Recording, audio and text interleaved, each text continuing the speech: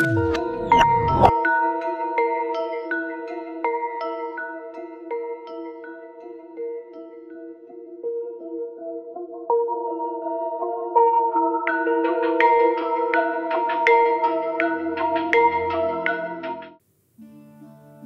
যখন তখনই আজকে শুনবেন বিখ্যাত রাশিয়ান লেখক ম্যাক্সিম গোর্কির কাহিনীর ছায়া অবলম্বনে ভারতীয় প্রেক্ষাপটে ভাষান্তরিত গল্প শুভ বিবাহ। এই গল্পে আমরা শুনব মিজোরামের রায়ালতে প্রজাতির জীবনের কথা। গল্পটি নির্বাচনে ও ছায়ানুবাদে সাহায্যের জন্য শ্রী অভিজ্ঞান বসুকে জানাই বিশেষ ধন্যবাদ।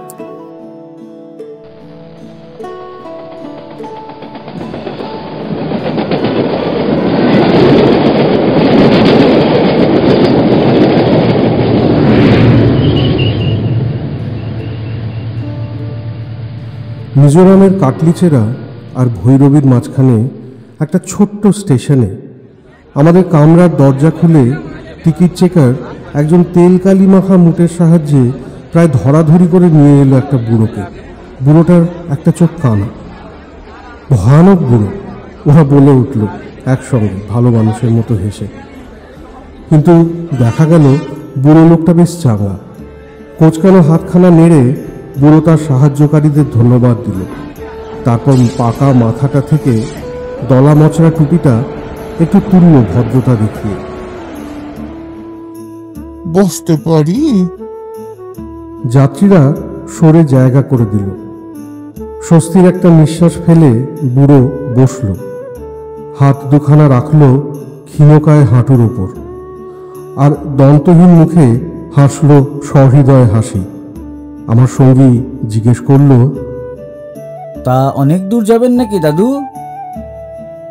না না, এখান থেকে কেবল 3 স্টেশন। যাচ্ছি আমার নাতির বিয়েতে। ও বাবা, তোমার নাতির বিয়ে? তা একাই যাচ্ছ? বুড়ো নানান কথা বলতে বলতে মিনিট কয়েক যেতে না যেতেই সোৎসাহে শোনাতে শুরু করলো তার কাহিনী। আর সে কাহিনীর সঙ্গে সঙ্গত করে চলল ট্রেনের চাকার শব্দ। আর গল্পের তালে তালে বুড়োটা দুলতে লাগলো বাদলা দিনের ঝড়ে ভাঙা ডালের মতো। তাহলে বলি শোনো, আমি হলাম রায়ালতে। আমরা রায়ালতেরা ভারী শক্ত জাত। আমাকেই ধরো না কেন, আমার 13টি ছেলে, 4টি মেয়ে, আর নাতি নাতনি যে কত তা আমি নিজেই জানি না। নাতিদের একটি বিয়ে হয়ে গেছে, এবার এটির হতে চলেছে। মন্দ নয় ব্যাপারটা, কি বলো? নিষ্প্রভ কিন্তু প্রফুল্ল এই একখানা চোখ দিয়েই আমাদের সকলের মুখের দিকে সগর্বে তাকাতে তাকাতে বুড়ো মৃদু হাসল। তাহলেই বুঝে দেখো আমাদের দেশের জন্য কতগুলি লোক দিয়েছি আমি। তা তোমার চোখটা কি করে নষ্ট হলো দাদু? সে গেছে অনেক দিন আগে।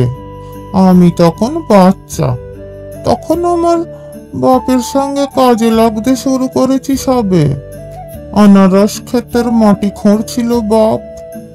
তো মাটি খোঁড়ার সময় বাপের গাঁইতি থেকে একটা মাটির ঢালা এসে সোজা লাগলো আমার চোখে। তখন তেমন ব্যথা লাগলো বলে মনে হয়নি, কিন্তু সেই দিন যখন দুপুরের খাওয়া খাচ্ছি তখন আমার চোখটা খসে এলো। সে ভারী ভয়ানক ব্যাপার ভাই, কি আর বলবো। সবাই মিলে তো আমার চোখটাকে ফের বসিয়ে গরম কাপড় বেঁধে দিল, কিন্তু কিসের কি, চোখ গেল। শিথিল হলদেটে গালটা সজোরে ঘষে নিয়ে আবার সেই ভালো মানুষই ফুর্তির হাসি হাসলো বুড়োটা। এখনকার মতন সেকালে তো অত ডাক্তার বুদ্ধি ছিল না। লোকে বুদ্ধুর মতো জীবন কাটাতো।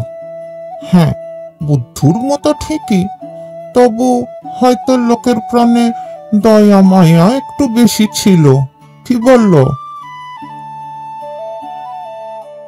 গভীর ভাঁজ পড়া চামড়া ঝোলা একচক্ষু মুখখানা তার ছাতা পড়ার মতো সবুজ ধূসর দাড়িতে ভরা।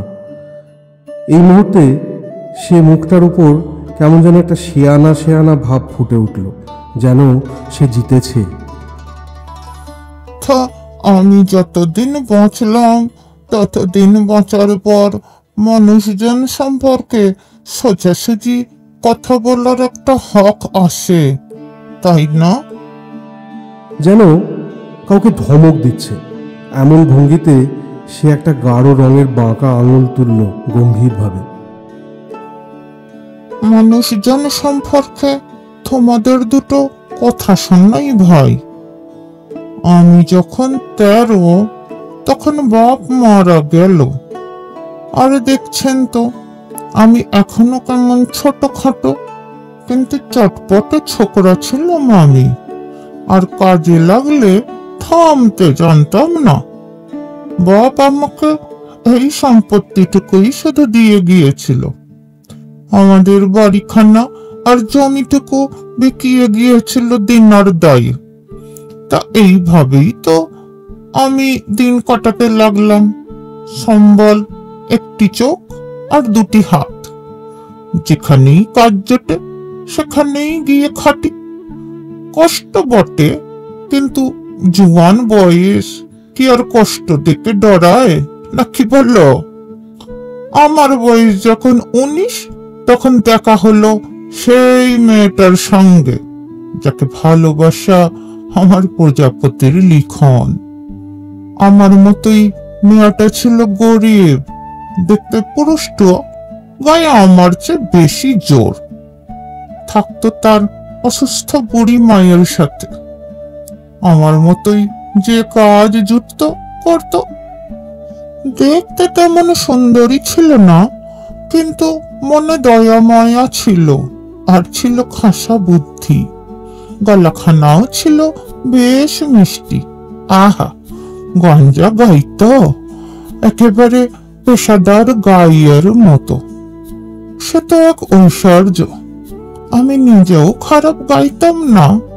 ওকে একদিন জিজ্ঞেস করলাম, বিয়ে করবো না আমরা? দুঃখ করে ও বলল,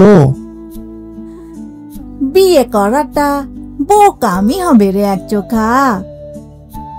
তোরও কিছু নেই, আমারও কিছু নেই, খাবো কি?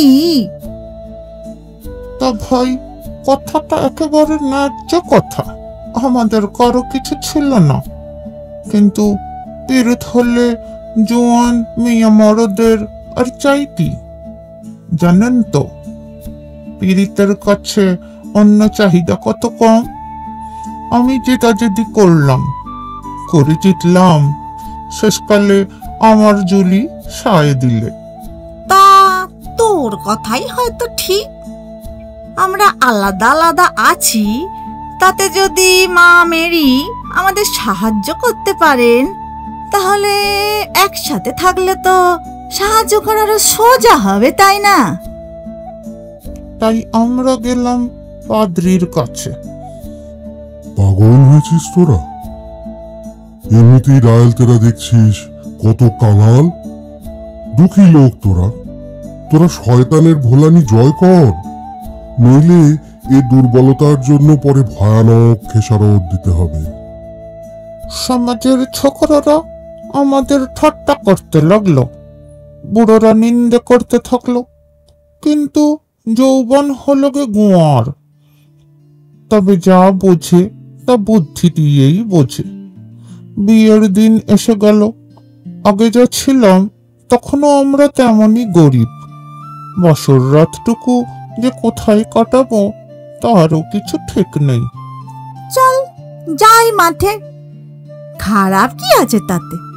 লোকে যেখানেই থাকুক না কেন, ঈশ্বরী মায়ের কৃপা থাকবে একই রকম।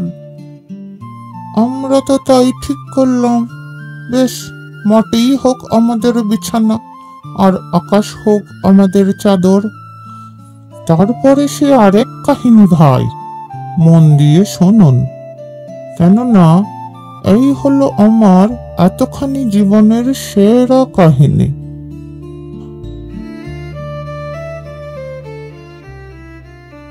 বুড়ো লাল রাজামার ঘরে আমি ঢের দিন ভাই ফরমাস খেটেছিলাম। বিয়ের ঠিক আগের দিন ভোরবেলা লাল রাজামা এসে এই এমনি বললে যেন ব্যাপারটা তেমন কিছুই নয়। তুই ভেড়ার ওই পুরনো গোয়ালটা পরিষ্কার করে নিতে পারিস? কিছু খড় পেতে নে, জায়গাটা শুকনোই আছে। বছর খানেক ধরে ওখানে আর ভেড়া রাখা হয় না। তাহলেও তুই আর জুলি যদি ওখানে থাকতে চাস তাহলে ভালো করে গোয়াল পরিষ্কার করে নিতে হবে কিন্তু। সেই হলো আমাদের ঘর। গান গেয়ে কাজ করতে করতে দেখি ছুতোর মিস্ত্রি এয়মা দাঁড়িয়ে আছে দোরগোড়ায়। জিজ্ঞেস করলো, তুই আর জুলি এখানেই দেড় বাজছিস? কিন্তু খাট কই তোদের? আমার বাড়িতে একখান বাড়তি খাট আছে, ঘর সাফ হয়ে গেলে এসে নিয়ে যাস। এয়মার কাছে যাচ্ছি, এমন সময় বদরাগী দোকানি মেয়ে কিম্পি গাল পড়তে লাগলো। বিয়ে করছে দেখ হতভাগার, অথচ নিজের বলতে না আছে একখান বালিশ, না আছে একখান চাদর। মাথা খারাপ হয়ে যাচ্ছে ঘোটার। তোর কন্যাকে পাঠিয়ে দিবি আমার কাছে। ওই দিক থেকে খোঁড়া আজলা চেঁচিয়ে উঠল। সারা জীবন বাতে আর অসুখে ভুগেই আসছে আজলা। সে বললে, এই নেমন্তন্নের জন্য কত মদ জোগাড় করে রেখেছে সেই কথাটা একবার জিজ্ঞেস করে দেখতো ওকে। আচ্ছা বেহিসেবি লোক বটে বাপ। বুড়ো মানুষটার গালের গভীরে একটা খাঁজের ওপর চিকচিক করে উঠল এক ফোঁটা আনন্দাশ্রু। মাথাটা পেছনে হেলিয়ে নিঃশব্দে হাসল বুড়ো। হাড় খোঁচা কণ্ঠি ওঠানামা করতে লাগলো, কাঁপতে লাগলো শিথিল চামড়াগুলো। শিশুর মতো হাত নাড়তে লাগলো সে, হাসির দম আটকে যায় তার। ও ভাই, তা ভাই সে কি বলবো, বিয়ের দিন সকালে ঘরে যা যা দরকার সব এসে গেল। একটা ছোট্ট মূর্তি, বাসন কোসন, কাপড় চোপড়, আসবাব, দিব্যি দিয়ে বলছি সব কিছু। জুলি যত হাসে তত কাঁদে, আমিও তাই।